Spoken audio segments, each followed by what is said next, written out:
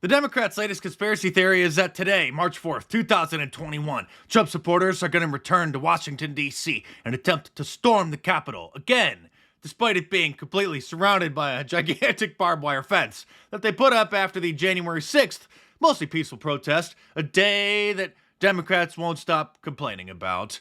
And they also claimed falsely that the Q-tards were going to come and attempt to storm the Capitol on January 20th, Inauguration Day, to stop old Joe from being sworn in. And I don't even think a single person, a single protester showed up. But the deep state operatives have picked up chatter in the Q-tard forums, and they believe that today is the day that they shall return.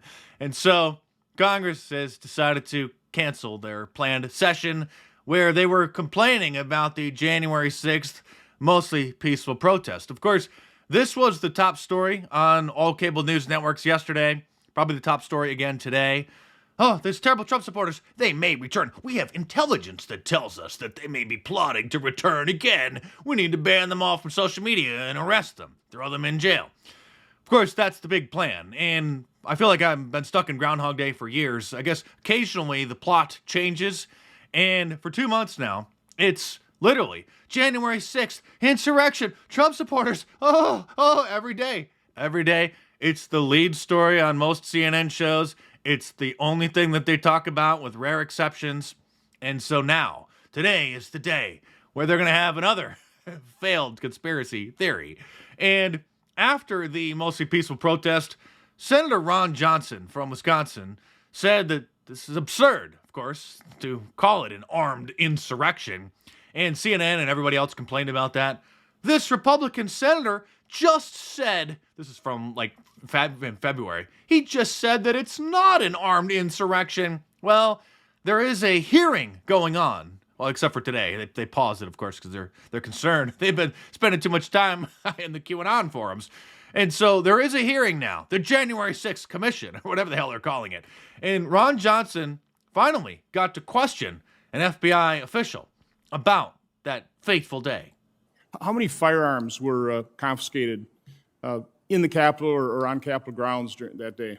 To my knowledge, we have not recovered any on that day from any other arrests at the scene at this point. But you're not going to hear that from the liberal media because they're literally trying to paint all Trump supporters as if they're part of a widespread terrorist organization like Al-Qaeda. Liberals are absolutely furious that only a tiny handful of Republican members of Congress have turned their back on President Trump, and trying to pin the mostly peaceful protest at the Capitol on January 6th on the entire Trump base or on the president himself isn't working. The charges are not sticking, but they keep complaining about it nonstop.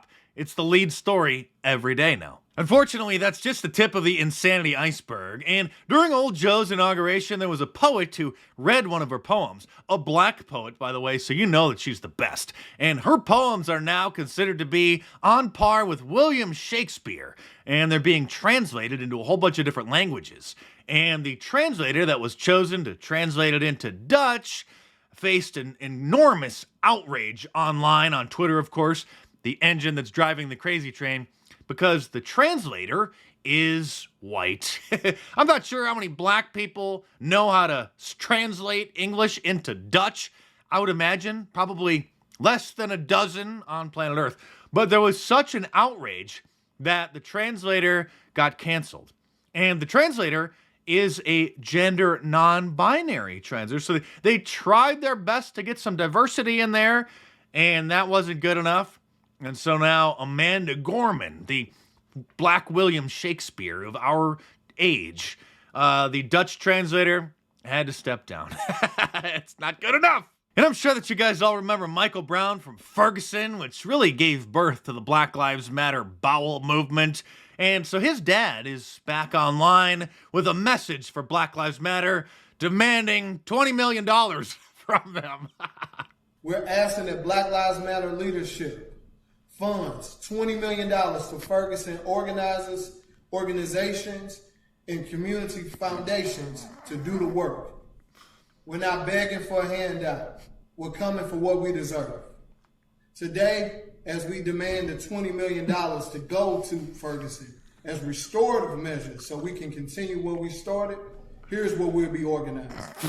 Sounds to me like somebody's jealous of that world record George Floyd GoFundMe page, which I think brought in around $20 million. And hey, they're not asking for a handout.